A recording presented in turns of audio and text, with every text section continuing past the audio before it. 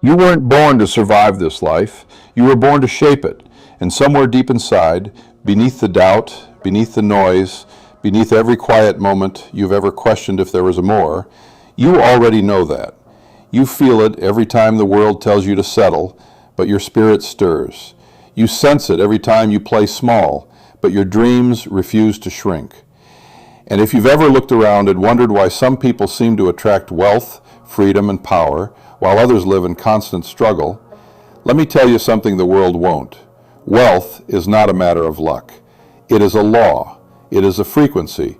It is a decision repeated in thought, in word, in action, until it becomes identity. Napoleon Hill knew this, not because he guessed, but because he studied the world's richest minds, the titans, the empire builders, the visionaries who rose from nothing and reshaped history. He watched them, interviewed them, dissected their decisions like a surgeon with a scalpel. And what he discovered was this: they weren't just chasing money, they were aligned with something deeper. They thought differently, they acted with precision, they believed in something before it ever showed up in their bank account, because true prosperity doesn't start with money, it starts with mindset. As a man thinketh in his heart, so is he. Proverbs 23:7. That ancient verse isn't poetry, it's a formula, and every wealthy mind that ever walked this earth lived by it, whether they realized it or not. So let's set something straight right now. Wealth is not evil. Success is not selfish. Money is not the enemy. The real enemy is ignorance. The real poverty is the belief that you're not worthy of more. Let that sink in. Because until you change the way you think about wealth, you will never allow yourself to receive it. You will chase it, you will resent it, you will fear it, but you will never become one with it. Hill said it plainly. Riches begin with a state of mind, with definiteness of purpose, with little or no hard work. What does that mean? It means the world is full of people who are hustling, grinding, exhausting themselves, but getting nowhere. Why? Because they haven't done the inner work. They haven't broken free from the hidden programs running beneath the surface, the beliefs they inherited from parents, teachers, churches, friends. Money doesn't grow on trees. Rich people are greedy. I'm not good with money. I'll never be able to afford that. I have to work twice as hard just to get half as much. Every single one of these thoughts is a seed. And every seed, when watered long enough, becomes a root. And every root eventually grows into your reality. So the real question isn't, how do I get rich? The real question is, what am I rooted in? Are you rooted in abundance, or are you rooted in fear? Because the tree you grow, the life you live, will never exceed the belief system beneath it. That's why this isn't just a motivational speech. It's a reckoning, a reset, a reminder of who you really are and what you were meant to become. You see, Napoleon Hill didn't write Think and Grow Rich for the elite. He wrote it for the hungry, for the dreamers, for the ones who refuse to die with potential still buried inside. He wrote it for you. But here's the part most people miss. Reading that book isn't enough. Quoting those lines won't save you. Watching another video won't change your life. Misunderstood in order to live fully understood by themselves. It honors those who plant when the soil is dry, who build when the resources are low, who invest when there's no guarantee of return. You think the wealthy waited for proof? No, they moved while others were still hesitating. They believed before evidence arrived. They declared what they wanted, designed who they would become, and let their actions catch up to the identity they chose. That's how success works. You don't wait until you feel wealthy to act wealthy. You act wealthy with integrity, vision, and discipline, and then wealth catches up. This is what Hill meant when he wrote, "Whatever the mind of man can conceive and believe, it can achieve."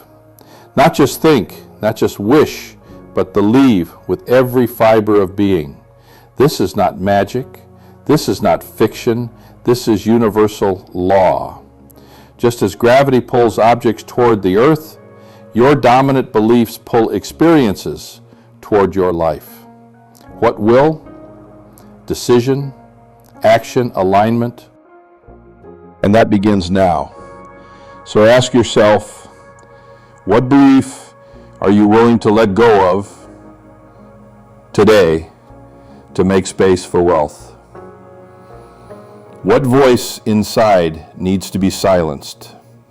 The one that tells you to wait, to doubt, to shrink, to play safe. Because wealth doesn't come to the cautious. It comes to the courageous. It flows to those who step forward before they feel ready. It rewards those who risk being. You do not attract what you want. You attract what you are. And who you are is not what the world told you. You are not a paycheck. You are not a statistic. You are not a number in someone else's system. You are a creator, a magnetic force, a vessel through which abundance flows or is blocked, depending on one thing: your alignment. And if that alignment is built on fear, on lack, on limitation, your life will reflect it in exact, ruthless detail. But if it is built on vision, on clarity, on relentless faith, not the weak, watered-down kind that prays for change without preparing for it, but the kind of faith that acts as if the miracle has already happened, then the game changes, because you've changed. This is what separates the successful from the stuck. Not intelligence, not background, not luck, but one quiet, defiant, repeated decision to think differently, to rewire your mind before you rewrite your life, to change the blueprint in your head so that the building of your reality doesn't keep collapsing under old mental foundations. You can read all the books, you can memorize the quotes, but until you believe deeply, unshakably, that wealth is not just possible, but inevitable for you, you will always sabotage the door just before it opens. Here's the truth no one tells you. Your greatest enemy was never the economy, never your salary, never the government, the market, or even your past. Your greatest enemy is the invisible war happening inside your mind, the tug of war between who you've been and who you could become. And that war is won not by strength but by awareness. Until you understand how your own thoughts are shaping your reality, you will keep mistaking symptoms for causes. You'll blame the job, the partner, the bills, not realizing those are just reflections of deeper patterns rooted in the soil of your subconscious. But let's go deeper. Let's talk about the programming. You didn't choose to think in scarcity. It was passed to you, like a hand-me-down garment, worn and tired. You heard it growing up. Money is hard to come by. We can't afford that. People like us don't live like that. You saw it in your community. Maybe no one owned a business. No one invested. No one taught you how money worked, because no one taught them either. And yet, here you are, questioning it, challenging it, wanting more. That is not greed, that is growth. And let me tell you something bold and true. Wanting to prosper is not selfish, it is sacred. Because when you prosper, you expand. You show others what's possible. You break generational cycles. You create space for generosity. You give your family something better than survival. You give them vision. The Bible says, when there is no vision, the people perish. Proverbs 29:18. Vision is oxygen for the soul. And wealth, true wealth, is simply vision made real. Napoleon Hill saw this. That's why this first principle was not money, but definiteness of purpose. Because money is attracted to clarity, opportunity flows toward intention, resources respond to responsibility. But most people, they drift. They wake up, go to work, come home, pay bills, numb themselves, and call it life. They are not living, they are reacting. And Hill warned us, drifting without aim or purpose is the first cause of failure. If you don't decide where your life is going, the world will decide for you. And let me be clear, the world doesn't reward the passive. It rewards the prepared. So if you're tired of drifting, anchor your mind. Write down your goals. Not just vague hopes, but vivid, powerful, specific desires. Don't say, I want more money. Say, I will earn $100,000 a year by doing meaningful work I love. Don't say, I want to be successful. Say, I will launch my business by the end of this year and serve 1,000 clients. The subconscious mind does not respond to wishful thinking. It responds to crystal clear direction. That's why Hill taught about autosuggestion, the practice of reprogramming your mind by repetition. He said, any idea, plan, or purpose may be placed in the mind through repetition of thought. Translation, what you repeat, you become. If every day you wake up and tell yourself you're tired, broke, and stuck, guess what you're reinforcing? Stagnation, scarcity, survival. But if every morning you speak life over your vision, even when the results haven't shown up yet, you're planting seeds that must produce in due time. That's not delusion, that's discipline. And discipline is a spiritual law. The Bible says the hand of the diligent makes rich, Proverbs 10:4. Wealth isn't created by wishing. It's created by walking, step after step, seed after seed, day after day, in the direction of your purpose. That's why the most successful people are rarely the most talented. They're the most consistent. They wake up earlier. They study longer. They do the hard things, especially when no one's watching, and they do it with vision. You think Elon Musk got lucky? You think Oprah just stumbled into greatness? You think Warren Buffett waited to feel motivated every morning? No, they decided who they were, and then they lived as if that decision was law. But you know what separates them from most people? Faith. Not religion, not superstition, but faith. The belief in what is unseen until it becomes undeniable. Napoleon Hill wrote, faith is the head chemist of the mind. When faith is blended with thought, the subconscious mind instantly picks up the vibration. Did you catch that? Faith is not passive. It's a vibration, a frequency. And whatever frequency you live on, fear or faith, lack or abundance, becomes the magnet that pulls your reality towards you. If you walk through life broadcasting anxiety, desperation, and doubt, you attract more situations to match that signal. But if you anchor yourself in peace, in power, in the unshakable knowing that your vision is already forming, the universe begins to respond. People show up, ideas emerge, doors open, and it won't feel like striving, it'll feel like alignment. That's when you know you've tapped into the law Hill called the master key, the ability to hold an image in your mind and act as if it were already real. But there's a catch. This kind of power cannot be faked. You cannot say you believe in wealth while living in fear of money. You cannot pray for opportunities while rejecting every risk. You cannot affirm abundance while living like you're unworthy of it. The subconscious is not fooled by words. It is moved by emotion, by certainty, by repetition and embodiment. So ask yourself now, not later, not someday, what must I believe in order to live the life I want? And then live as if that belief were already true. Because when belief becomes behavior, Reality must follow. That's not philosophy, that's law.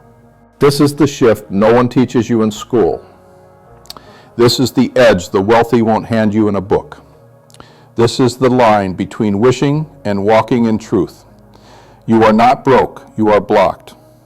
Not by external limitations, but by internal permissions you've never given yourself. And the moment you release the old narrative, the moment you stop telling the same tired story of why it can't happen, is the moment the new one begins. A story where you don't just survive, you soar. Where you don't chase opportunities, you attract them. Where you don't apologize for wanting more, you embody it. Where faith is not a backup plan, it's the blueprint. That is the path of the prosperous. And it begins not when the world changes, but when you do. You've been told to chase. Chase success, chase clients, chase money, chase dreams. But let me show you the real secret. The ones who attract don't chase, they become. They don't scream louder, they don't run faster. They resonate at a higher frequency. They become the signal that wealth, opportunity, and people are drawn to. Not out of pity, not out of desperation, but out of alignment. Because energy doesn't lie. You are either signaling I'm ready or I'm not yet worthy. And wealth, like everything else in the universe, responds accordingly.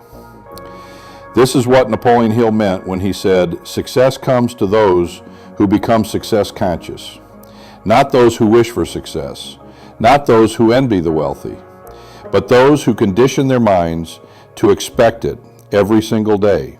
So let me ask you bluntly, honestly, urgently, what are you signaling? Because every thought, every word, every habit, every morning routine, every belief is a message you're broadcasting to the universe. And most people are screaming confusion. They say they want wealth, but they live in fear. They say they're ready for more, but they scroll for hours and doubt every opportunity that shows up. They say they're focused, but they surround themselves with noise and distraction. That's not alignment, that's sabotage. Because the law of attraction isn't a game of wishes. It's a mirror. It reflects who you are, not who you pretend to be. And if that reflection is full of fear, inconsistency, excuses, hesitation, and the results will match. Not because you're cursed, but because the law is perfect. It cannot give you what you're not ready to receive. So readiness becomes everything. And readiness doesn't mean perfection. It doesn't mean you have all the answers. It means you've made the decision. It means you've said with your thoughts, your body, your spirit, your calendar, I'm done waiting, I'm done shrinking, I'm done doubting, now I move. This is the moment when wealth shifts from a concept to a calling, because you become a match for it, not because you tricked the system, but because you transformed yourself into someone the system must reward. This is the real rewiring. Not just affirmations, but embodiment. Not just journaling, but showing up. Not just meditating, but executing. Because clarity without courage is useless. Faith without follow-through is empty. Vision without movement dies as fantasy. But when you align all three, clarity, courage, and consistent action, you activate a force most people only read about. And that force is momentum. Momentum is what carries you through the days you don't feel like it, through the silence when no one's clapping, through the grind before the breakthrough. It is built not in breakthroughs, but in repetition. The same workout, the same study routine, the same sales call, the same morning ritual, the same disciplines that feel invisible until they become inevitable. You see, wealth doesn't reward effort once. It rewards effort repeated. The wealthy don't look for motivation. They build systems. They don't wait for the perfect mood. They create the perfect habits. They don't ask, will this work today? They ask, how many times can I make it work this month? Because they understand what Hill taught again and again. Persistence is to the character of man as carbon is to steel. Let that burn into your mind. Persistence isn't a personality trait. It's a spiritual technology. It takes your belief and forges it into reality. Every time you persist, especially when you feel invisible, the universe takes note. Every time you stay the course, especially when you could justify quitting, you're building muscle. And wealth obeys those with emotional stamina. The Bible calls this sowing and reaping. What you sow in patience, you will reap in power. What you water with faith, you will harvest in overflow. But here's what most never realize. The soil tests you before it rewards you. The silence before success is not punishment, it's preparation. The delay is not denial, it's divine design. And if you give up during the test, you forfeit the reward that was already coming your way. This is where mindset becomes more than motivation, it becomes armor. Because you will be tempted to give up. You will be discouraged. You will hear voices in your own head and in others that say, it's too late, you're not enough, it's not working. But here's the truth. Your dream is not dead. It's just waiting for your consistency to catch up with your desire. And that consistency is built not in feelings, but in structure. Create routines that don't negotiate with your moods. Set standards that don't change just because you're tired. Design a life that reflects where you're going, not where you've been. And if you do this long enough, your life begins to change so drastically that the people who once doubted you will ask how you did it. They'll call it luck. They'll say it just happened. They won't know how many mornings you showed up while they slept. They won't see the nights you worked while they partied. They won't understand how you believed, even when there was nothing yet to see. But you'll know. You'll know it wasn't chance.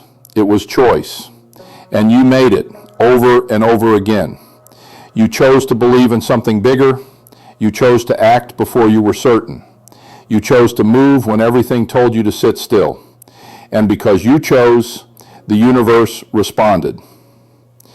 That's how it works. You don't get the life you want, you get the life you're willing to build. Brick by brick, belief by belief, discipline by discipline. And if you stay with it, even when it's slow, even when it's silent, even when you're the only one clapping, the reward is not just money, the reward is becoming someone you respect, someone you're proud of, someone who no longer begs life for permission, but walks in purpose like it's already done. Because at the end of the day, prosperity is not what you have. It's who you've become in the process of claiming it. By now, you understand something most people never will. Wealth is not outside of you. It never was. It was always waiting. Not in the lottery, not in luck, not in the miracle you thought you needed, but in the decision you kept delaying. Because here's the truth. Prosperity doesn't rush in when you wish harder. It begins the moment you stop negotiating with fear. Napoleon Hill said it plainly. There is one quality which one must possess to win: definiteness of purpose, the knowledge of what one wants, and a burning desire to possess it. And that's where most people lose. Not because they're incapable, not because they're unlucky, but because their desire is lukewarm. They say they want more, but they tolerate less. They say they believe, but they bow to their emotions. They say they're ready, but keep asking for permission from a world that doesn't even understand what they carry. But you're different now, because once your awareness shifts, there's no going back. You've seen too much, felt too much. You've touched the edge of who you could become, and you can't unsee it. And now the only thing left to do is claim it. But you must claim it with the same power that the wealthy claim their place in this world, not through arrogance, but through alignment. Because once you align with wealth internally, you no longer need to chase it externally. You become the magnet, you become the proof, you become the portal through which ideas become income, thoughts become things, and invisible faith becomes visible fortune. But this only happens when you choose. So today, right now, I ask you, are you ready to stop rehearsing survival and start embodying prosperity? Because survival has a rhythm. It looks like hesitation. It sounds like overthinking. It feels like fear dressed as logic. It tells you to wait, to be reasonable, to shrink, to settle. But prosperity has a rhythm too, and it sounds like clarity. It looks like action. It feels like courage that walks forward before the fear leaves. Most people will never feel ready, and that's why they never rise. But those who shift everything, they don't wait to feel ready. They decide and then act themselves into readiness. Because they understand your feelings don't create your life, your actions do. And the greatest act of power you'll ever make is to choose your future while you're still living in the residue of your past. Let the world call it delusion. Let your fear call it risk. Let your old self scream, "Who do you think you are?" And answer with this, "I'm the architect of my destiny. I am the master of my thoughts. I am the steward of my gifts. I am no longer waiting. I am no longer wishing. I am walking." Because if you don't walk now, when? Next year? After another failed job? After another rejection? After another Monday that never comes? Let me be real with you. The calendar is not your problem. The clock is not your enemy. The delay has never been out there. It's always been the lack of decision in here.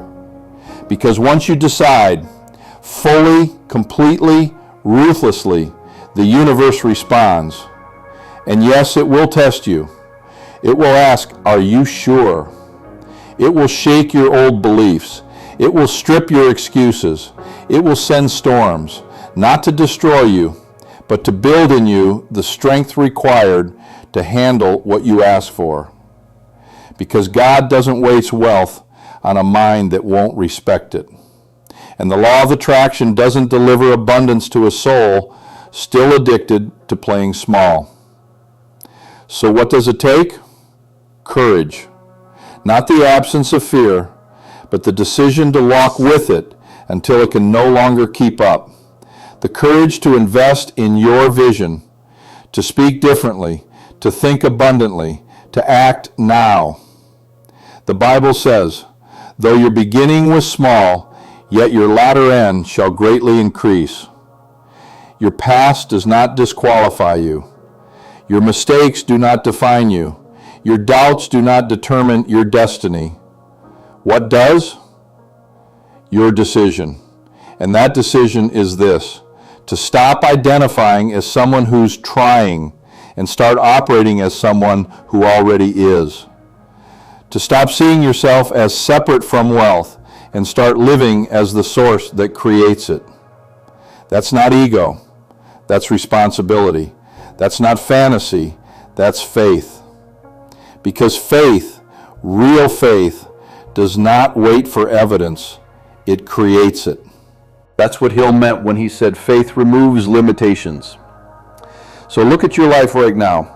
Not with shame, not with guilt, but with power. What needs to change? What have you been tolerating? What part of you still whispers that you're not enough? Whatever it is, cut it off, right here, right now. with the same decisiveness the wealthy use to protect their time, their focus, and their future. And then, build. Build the mindset, build the habits, build the routines, build the belief, build the discipline, build the confidence, brick by brick, day by day, until the world has no choice but to reflect what you've already decided. Because when the decision is made in the soul, the body follows, the bank account follows, the network follows, the results follow. And yes, you will fall. You will doubt. You will feel like giving up. But hear me now, that is not the time to stop. That is the time to recommit, because storms don't mean the seed is dying. Storms mean the roots are growing. So if you're walking through the dark right now, walk anyway. If no one sees you, keep building anyway. If nothing is working, believe anyway, because that's what the wealthy do. They keep showing up. They keep learning. They keep planting. They keep speaking life when others speak lack. They keep sowing when others are complaining about the ground. And eventually, they reap. They always reap. So now the question returns, not as a whisper, but as a demand. What will you do now? Will you go back to scrolling, to waiting, to watching others live the life you were meant to claim? Or will you draw the line in your own story and say, this ends here, the doubt ends here, the fear ends here, the waiting ends here, and the rise, the real rise, begins now. Because the truth is, no one's coming to save you. No one's handing you a shortcut. No one's giving you permission to prosper. But you don't need it. You only need one thing. A decision so strong, your future has no choice but to submit. And if you've made that decision today, if this message has stirred something deeper than just motivation, then say it out loud. Write it. Declare it. Let every part of your being hear you say, I am done waiting. I am done doubting. I will think like the wealthy. I will act like the wealthy. And I will live a life that reflects who I was born to be. Because the law of attraction doesn't reward what you hope for. It rewards who you are. And the most powerful version of you is already waiting. If this message touched something in you, even just a little, help us share this frequency, subscribe to our channel, and send this video to someone who matters to you, because no one awakens alone.